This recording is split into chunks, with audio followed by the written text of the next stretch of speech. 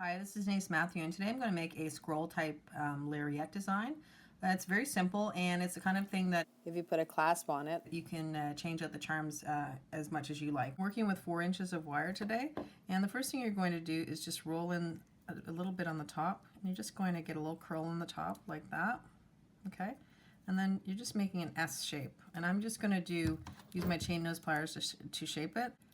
I'm just going to do a larger on the bottom S, okay? So just make it a little bit bigger, and you're just sort of working it into an S, but you're just, don't worry too much about it right now, because later on you're going to shape it a little bit more, but right now it's just getting that sort of shape in. And then the other side, you're just going to roll that in as well. So this is what you would have so far. Okay, very, very rough. And then just take your fingers and just kind of roll it into the places. You can take your pliers to just kind of make it a little bit more of a shape you want. This is a little different from the scroll in that you want this part and this part to touch, okay? And I'll show you why that's important in a minute. I'm just going to take my hammering block and I'm just going to hammer out the center of this just to wire harden it and just give it some texture. So I'm going to use the flat side of my hammer, and then I'm just going to finish it with the ball peen part of my hammer, and that will give it more texture. And the flat part, of course, will just make it flat.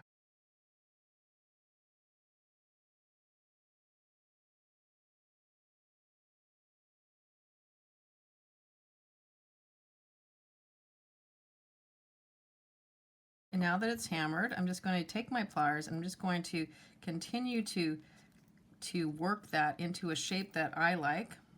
And that can be, take a little bit of time or not very much. It really depends upon what you're looking to do. So I'm just kind of really making it more of a, an offside scroll shape like that. So one side's bigger than the other, and then this is sort of what I would have, okay? And if you need to re-hammer it afterwards just to flatten it, go ahead. Now that I have that, I have a piece of 18 inches of chain here. Now you can use a pre-made chain with a clasp, or you can use just a loose chain like I have here. And what I'm going to do is I'm going to put a clasp in it. Okay, so I'm just going to cut sort of, I want to have a little bit longer on one side, and that's going to be where I attach my bead. And then I'm going to have a shorter version for when where I'm going to attach my scroll. Okay, so all you need to do now is I have 2 jump rings and a clasp.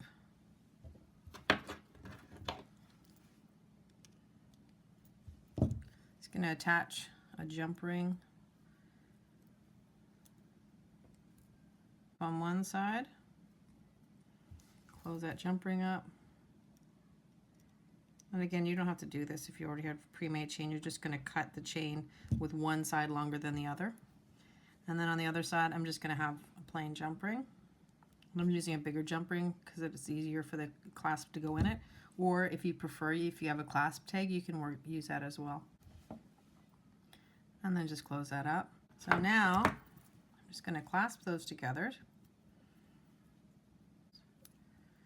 All right, so now that that's done, so I have a short and a long side. Now the long side is going to be, like I said, for my bead, and the short side is going to be for my scroll. I'm going to attach my scroll. I'm just going to open this up, a jump ring, or you could just wire it right to, if you prefer, you can just wire it right to the chain, like with a closed loop or something. So I'm just going to attach the jump ring to the top loop here, and then just close it up. Okay, so now that that's done, I'm just going to, now there's 2 ways to do this. You could use a closed loop just to attach one permanent bead on your, always on your lariat, or the other option, which will give you some ability to shift it out and change your bead whenever you want for a different look. So I'm just going to attach that lobster clasp with a jump ring. Close up that loop.